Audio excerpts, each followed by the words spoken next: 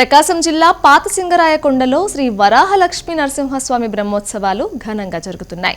ఉత్సవాల్లో భాగంగా స్వామి అమ్మవార్లకు ప్రత్యేక పూజలు చేశారు. అనంతరం శ్రీదేవి భూదేవి సమేత శ్రీ వరాహలక్ష్మీ నరసింహస్వామి వార్లను రథంలో అధిష్ఠింపచేసి పురవీధుల్లో విహరిస్తూ కళ్యాణ నరసింహుడు భక్తులకు కనువిందు చేశాడు. పెద్ద సంఖ్యలో తరలివచ్చిన భక్తులు ఈ కార్యక్రమంలో పాల్గొన్నారు.